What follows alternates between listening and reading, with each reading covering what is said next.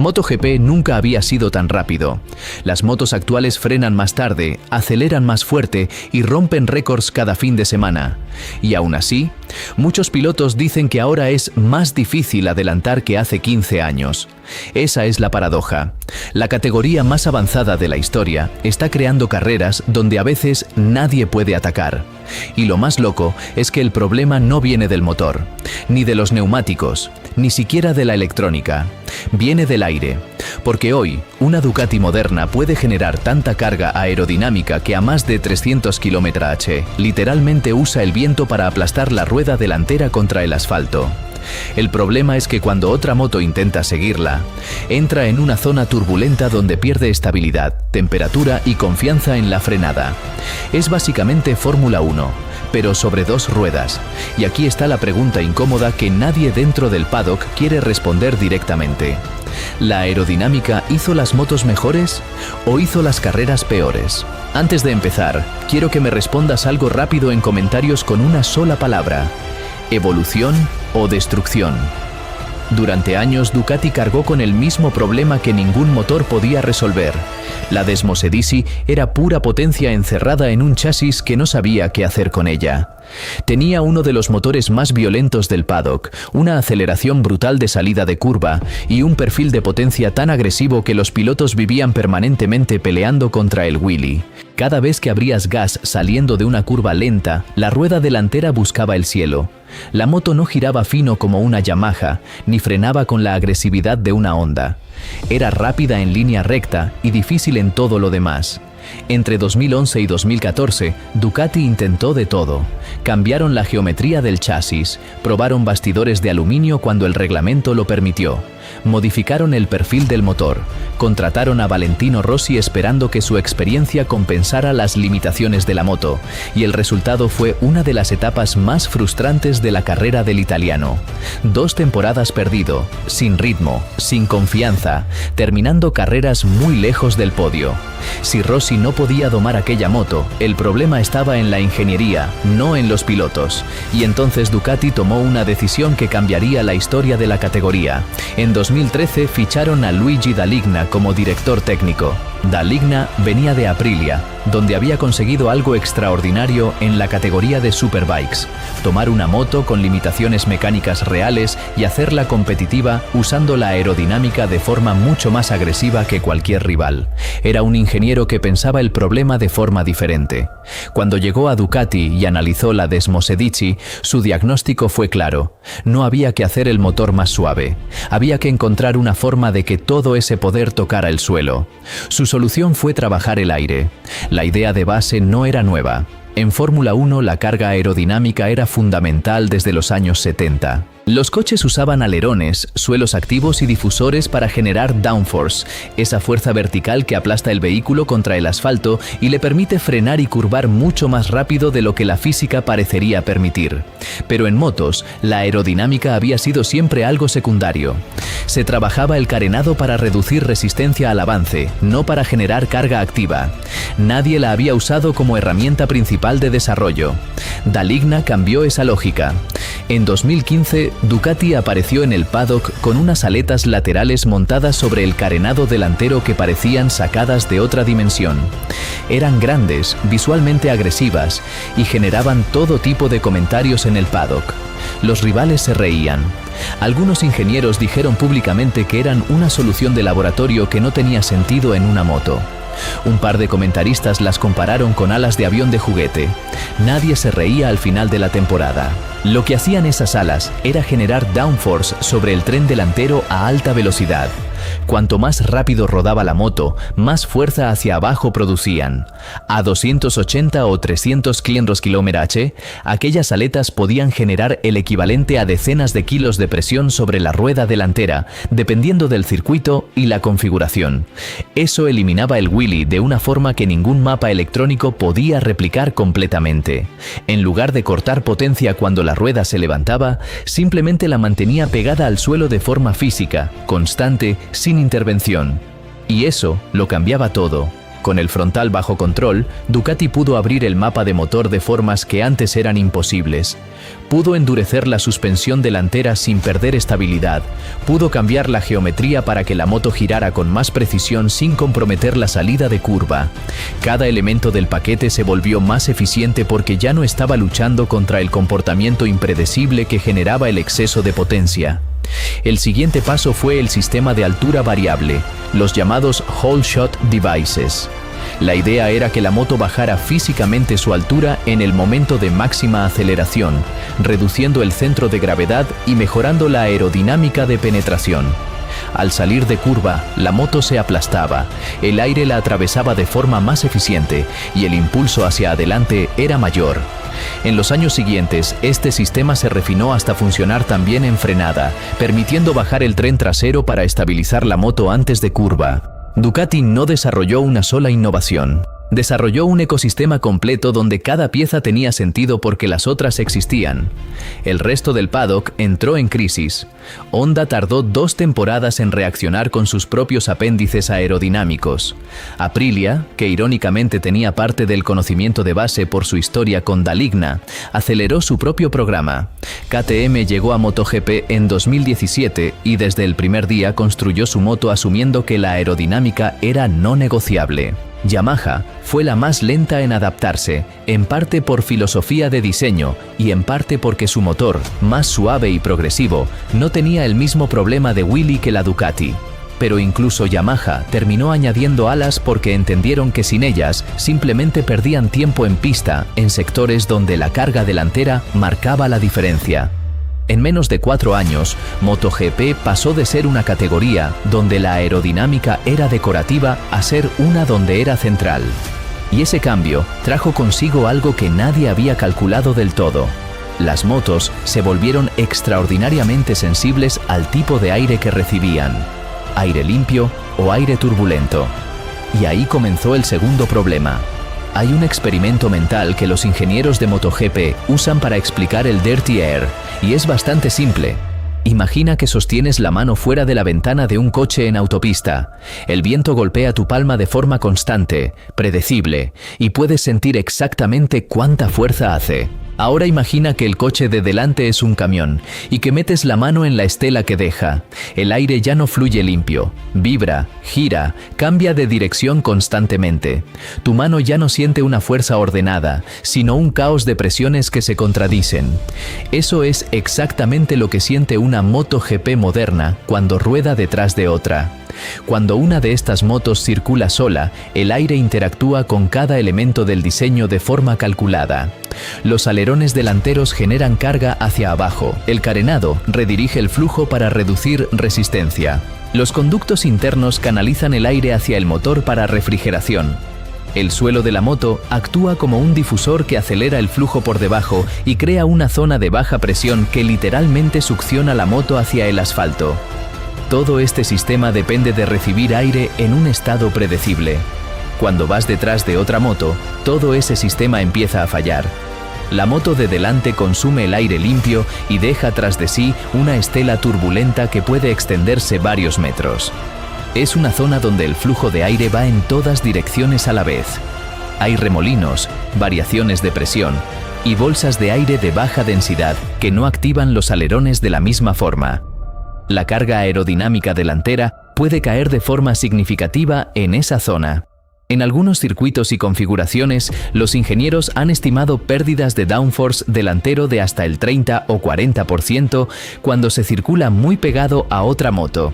Y eso tiene consecuencias físicas inmediatas sobre el piloto. La rueda delantera, sin esa presión extra, se vuelve menos predecible en frenada. El punto donde el piloto podía frenar con total confianza se desplaza. La moto puede moverse, vibrar ligeramente o simplemente no responder igual que cuando circula en aire limpio. Y aquí entra la psicología. Un piloto de MotoGP no puede frenar al límite si no tiene certeza absoluta de cómo va a responder la moto. El margen entre frenar al límite y caer es tan pequeño que cualquier elemento de incertidumbre se traduce directamente en tiempo perdido, en frenadas más tempranas, en abortar la maniobra. Marc Márquez lo describió en una entrevista en 2022 de una forma que se quedó en el paddock. Dijo que seguir otra moto hoy es como intentar leer un libro con alguien moviéndolo constantemente. Sabes lo que hay escrito, pero no puedes concentrarte el tiempo suficiente para procesarlo. Y en la frenada, el tiempo de reacción es de décimas de segundo. Pero el Dirty Air no solo afecta la carga aerodinámica, también afecta los neumáticos. El neumático delantero de una MotoGP trabaja dentro de una ventana de temperatura específica, demasiado frío y no tiene grip, demasiado caliente y se degrada rápidamente o cambia su comportamiento de forma imprevisible. Esa ventana óptima, dependiendo del compuesto y las condiciones, puede ser de apenas 15 o 20 grados. Cuando el aire turbulento de la moto delantera llega al neumático, no solo es un flujo desordenado de aire, es también un flujo de aire más caliente, porque la moto de delante ha absorbido energía del suelo y del frenado y la expulsa hacia atrás. Eso eleva la temperatura del neumático más rápido de lo calculado, y cuando el neumático sale de su ventana óptima, el piloto lo nota inmediatamente. La moto se siente diferente, la confianza cae y los tiempos de vuelta suben. Eso explica algo que parece irracional en las carreras modernas. Pilotos que deliberadamente no atacan aunque tienen el ritmo para hacerlo. No es táctica en el sentido clásico, es termodinámica. Acercarte demasiado destruye tu neumático más rápido del plan calculado. Y si destruyes el neumático en las primeras 10 vueltas, las últimas 15 vas a perder posiciones de todas formas. Es mejor gestionar la distancia, cuidar el neumático y esperar una oportunidad real. Y aquí el efecto suelo añade una capa más de complejidad. Las MotoGP modernas, especialmente desde 2021 y 2022, han desarrollado agresivamente el suelo del carenado como superficie aerodinámica activa. El concepto viene directamente de la Fórmula 1 de los años 70 y 80, cuando Lotus introdujo los coches de efecto suelo que usaban el espacio entre el chasis y el asfalto como un canal de baja presión. En MotoGP, la escala es diferente, pero el principio es el mismo. El aire que entra por debajo de la moto se acelera y sale por la parte trasera, creando una zona de presión reducida que empuja la moto hacia abajo de forma constante. Cuanto más sofisticado es ese sistema, más sensible se vuelve a cualquier perturbación del flujo. Una moto diseñada para aprovechar al máximo el efecto suelo con aire limpio sufre más que una moto con aerodinámica más convencional cuando entra en la estela turbulenta de un rival. Es el precio de la eficiencia. Optimizas para las mejores condiciones y te vuelves más vulnerable a las peores. El resultado de todo esto es una paradoja que los aficionados sienten, pero no siempre pueden articular. Las motos son más rápidas, el grip es enorme, la electrónica gestiona casi todo, y aún así hay carreras donde parecen pegadas en una fila india durante 20 vueltas. No es que los pilotos no quieran atacar, es que la física no se lo permite sin asumir un riesgo desproporcionado. Para entender la contradicción que vive MotoGP hoy, hay que mirar hacia atrás exactamente 15 años. En 2009, el récord de vuelta en Jerez rondaba el 1.38. Hoy, en clasificación, las motos se acercan al 1.36 y en algunos años lo han superado. 2 segundos completos en un circuito de poco más de 4 kilómetros. En términos relativos, eso es una evolución brutal. Para dar contexto, entre 1990 y 2005, con la transición de los 500 cc de 2 tiempos a los MotoGP de 4 tiempos de 1 litro, la mejora fue comparable pero tardó 15 años. La era aerodinámica ha comprimido ese progreso en mucho menos tiempo. Pero los adelantamientos en carrera dicen otra historia. Un estudio informal que circuló entre ingenieros del paddock en 2023 analizó el número promedio de adelantamientos por carrera en los últimos 20 años. La tendencia no es lineal ni dramática, pero es clara. Las carreras con mayor número de posiciones cambiadas por vuelta son generalmente anteriores a 2017 o 2018. A partir de ese momento, cuando la aerodinámica empezó a ser realmente sofisticada en todos los fabricantes, las carreras donde el ganador sale del podio de clasificación con posiciones genuinamente ganadas en pista son menos frecuentes. Hay excepciones, por supuesto. Carreras con lluvia, accidentes tempranos o circuitos con configuraciones específicas que favorecen el adelantamiento. Pero la tendencia de fondo existe y dentro del paddock nadie la niega en conversaciones privadas. Y aquí aparece el papel de Michelin, que es fundamental y que casi nunca se analiza junto a la aerodinámica. Michelin regresó a MotoGP en 2016 como proveedor único de neumáticos, sustituyendo a Bridgestone. Trajo neumáticos con un grip excepcional, especialmente en condiciones de temperatura media-alta. La adherencia que ofrecen en clasificación es espectacular. Permite a los pilotos llevar las motos a límites que antes eran impensables. Pero esos neumáticos tienen una característica que interactúa de forma muy específica con la aerodinámica moderna. Su ventana de funcionamiento óptimo es estrecha y son sensibles a cambios de temperatura. Cuando un piloto sigue a otra moto a menos de medio segundo, la temperatura del neumático delantero sube más rápido por el aire caliente que recibe. Si esa temperatura supera el umbral óptimo, el comportamiento del neumático cambia. No falla de forma catastrófica, pero se vuelve ligeramente menos predecible en la zona de máxima carga, que es exactamente la zona de frenada. El piloto lo siente, y cuando lo siente, afloja. Por eso la clasificación se ha vuelto tan crítica en la era moderna. Salir en primera posición en MotoGP hoy no es solo una ventaja táctica de unos metros, es una ventaja aerodinámico-térmica completa. El piloto que lidera desde el principio tiene aire limpio garantizado, control total sobre su ritmo de vuelta, temperatura de neumático gestionada según su plan, y puede explotar al máximo el potencial de una moto que fue diseñada para funcionar en esas condiciones. El piloto que sale quinto o sexto no sabe exactamente qué temperatura van a tener sus neumáticos en la vuelta 8, porque depende de cuántos ataques haya intentado y de cuánto tiempo haya pasado en la estela de los de delante. Esto explica por qué Ducati estructuró su filosofía de carreras de la forma en que lo hizo durante 2022, 2023 y 2024. La Desmosedici Moderna es una moto extraordinariamente rápida en clasificación. Francesco Bagnaia, Jorge Martín y Enea Bastianini han conseguido poles prácticamente en cualquier circuito del calendario con diferentes variantes de la misma máquina. Y cuando uno de ellos lidera desde el inicio, la carrera a menudo se convierte en una gestión de intervalos. El de delante marca el ritmo justo para que nadie pueda acercarse sin dañar sus neumáticos, y los que persiguen tienen que decidir entre atacar ahora y arriesgar el neumático, o esperar y esperar hasta que el tiempo se acabe. Es una estrategia completamente válida dentro de las reglas, pero es radicalmente diferente a lo que MotoGP fue durante sus épocas más míticas. La aerodinámica también transformó el perfil del piloto que puede sacar partido de estas motos. En los años de Rossi, Stoner, Lorenzo y el primer Márquez, la diferencia entre pilotos dependía enormemente de la capacidad de improvisar en frenada. Entrar en una curva por dentro cuando no era el lugar correcto, frenar 10 metros más tarde de lo razonable, salvar una situación que parecía perdida con el cuerpo colgado en el aire. Esa capacidad de desafiar la trayectoria ideal era parte del espectáculo y parte del talento que separaba al campeón del resto. Hoy esa improvisación tiene un coste aerodinámico. Si te sales de la trayectoria óptima, no solo pierdes tiempo por ir por la línea incorrecta, también perturbas el flujo de aire sobre tu propia moto, reduces temporalmente la carga sobre el neumático delantero y entras en la curva con menos estabilidad de la que necesitas para frenar al límite. La moto moderna premia la precisión sobre la creatividad. Premia al piloto que repite el mismo gesto 25 veces por vuelta con la máxima consistencia, sobre el piloto que puede hacer una cosa extraordinaria en el momento exacto. Eso no significa que hoy no haya pilotos brillantes. Significa que el tipo de brillantez que el reglamento premia ha cambiado. El problema del Dirty Air y sus efectos sobre el espectáculo no llegó de forma repentina. Fue una acumulación de señales que el paddock fue ignorando o minimizando hasta que se volvieron imposibles de ignorar.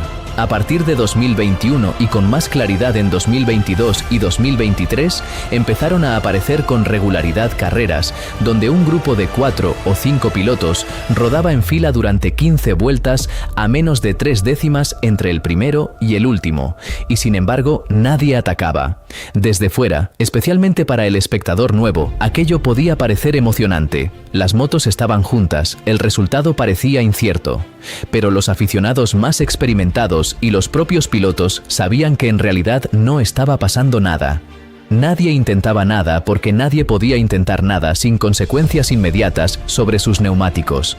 Las radios técnicas de esas carreras se hicieron reveladoras.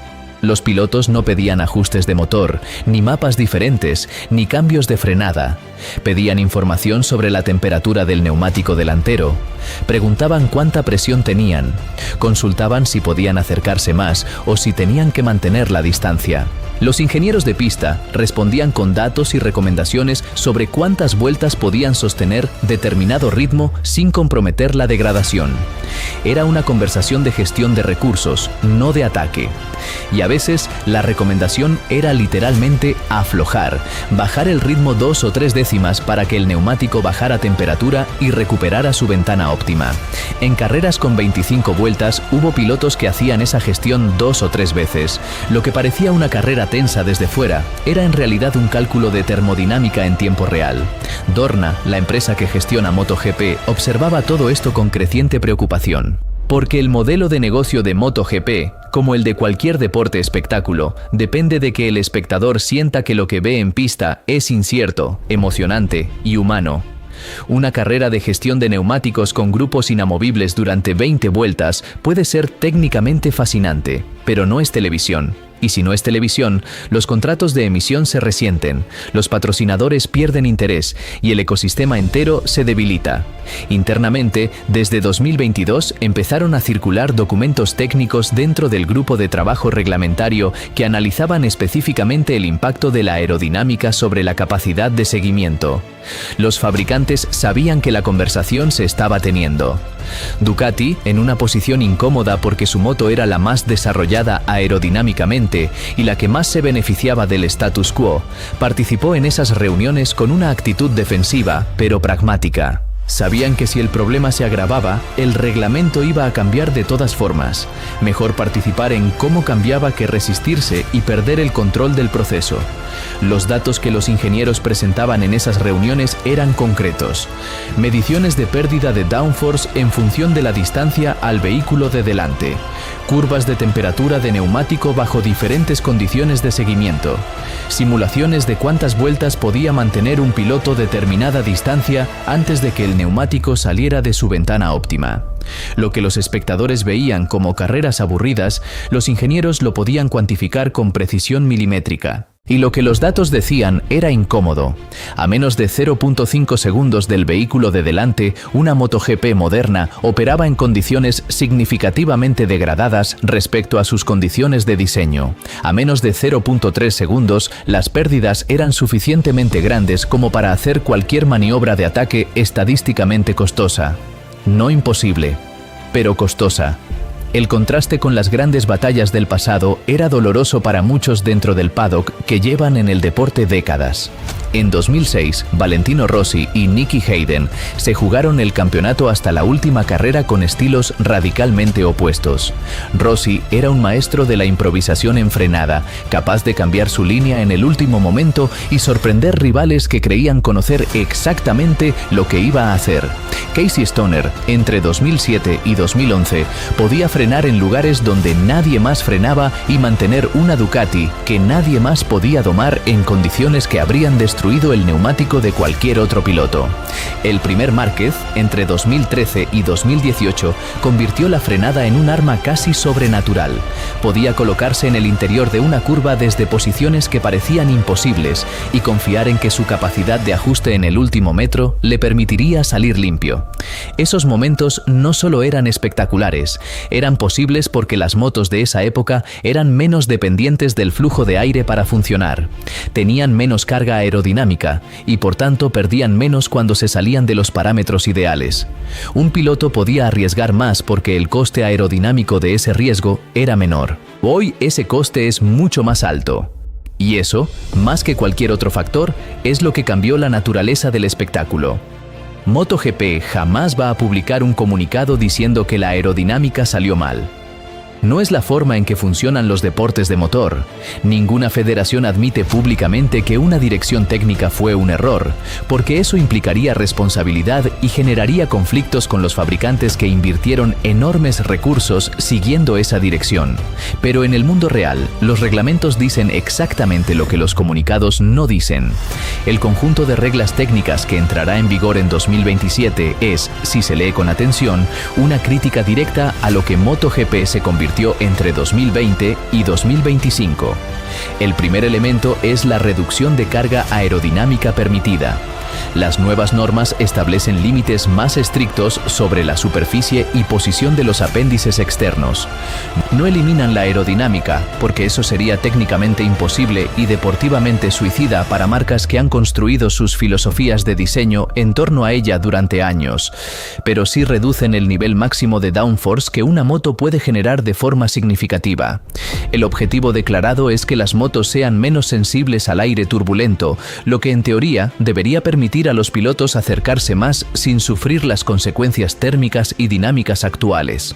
El segundo elemento es la eliminación de los Ride Height Devices. Este punto es el más radical y el más revelador de las intenciones del reglamento. Los sistemas de altura variable, en su forma más desarrollada, hacen varias cosas a la vez. Bajan la moto en aceleración para reducir el centro de gravedad y mejorar la aerodinámica de penetración. La bajan también en frenada para estabilizar el tren trasero y reducir la transferencia de carga hacia el eje delantero. Y lo hacen de forma automática, respondiendo a sensores de velocidad y aceleración en tiempos que ningún piloto podría replicar conscientemente.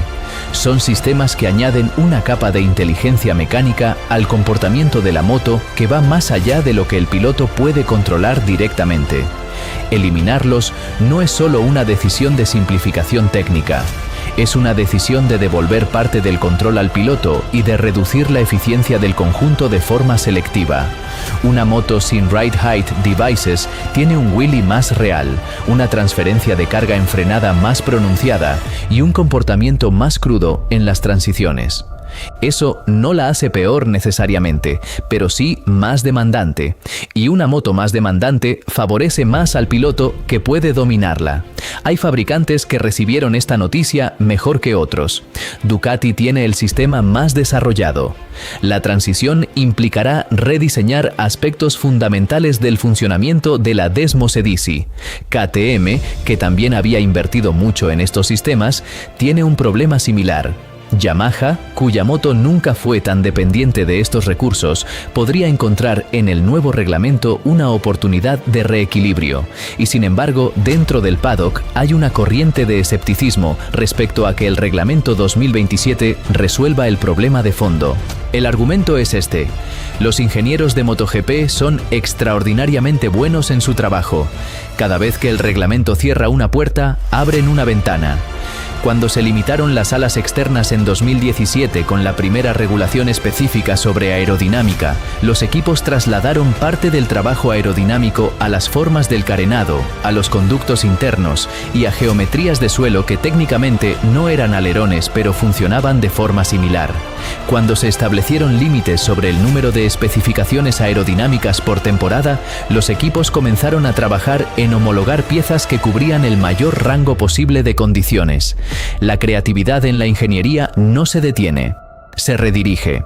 Si el reglamento 2027 limita los apéndices frontales, el trabajo se irá al fondo de la moto. Si limita el efecto suelo, irá al diseño de la carrocería superior. Hay suficientes grados de libertad en el diseño de una moto de competición para que un equipo de ingenieros con los recursos de Ducati o Aprilia siempre encuentre formas de generar carga aerodinámica que no estén explícitamente prohibidas. Eso no significa que el reglamento sea inútil. Un sistema con menos carga total va a ser menos sensible al dirty air, aunque los ingenieros consigan mantener parte de esa carga por otras vías. El efecto neto probablemente será positivo para el espectáculo, pero la idea de que en 2027 MotoGP volverá a ser la categoría de adelantamientos imposibles que fue entre 2008 y 2015 es probablemente demasiado optimista. Lo que sí es cierto es que el reglamento 2027 marca un punto de inflexión en la historia del deporte. Es el momento en que la categoría reconoció, aunque sea en lenguaje técnico, que la ingeniería había avanzado más rápido que el espectáculo. Y eso es, en sí mismo, una declaración enorme sobre lo que MotoGP fue y sobre lo que quiere ser. La aerodinámica no destruyó MotoGP, pero sí cambió profundamente su alma. Hizo las motos más rápidas que nunca, más eficientes, más sofisticadas, más difíciles de dominar, pero también convirtió el aire en un enemigo invisible que el piloto no puede ver, no puede tocar y apenas puede predecir. Hoy un piloto no pelea solo contra el rival, el neumático o el desgaste físico. También pelea contra la turbulencia que deja otra moto delante, y esa pelea no tiene gloria visual. No hay una maniobra espectacular que la resuelva. Solo hay gestión, cálculo y la espera de un error ajeno o un momento de aire limpio. Eso explica por qué algunas carreras modernas parecen ajedrez a 350.000 km/h. Dentro de 20 años, probablemente veremos esta era como el momento donde MotoGP dejó de ser únicamente una batalla de pilotos y se convirtió en una guerra total de ingeniería. La generación que lo vivió dirá que las motos nunca habían sido tan increíbles técnicamente. Y quizás también dirá que nunca había sido tan difícil recordar carreras específicas. Porque una MotoGP moderna es una obra maestra tecnológica, pero si nadie puede adelantarla, tal vez sea demasiado perfecta. GTA 3, y ahora te toca a ti. Si pudieras elegir una sola cosa para el futuro de MotoGP, ¿más tecnología o más batalla cuerpo a cuerpo? Te leo en comentarios.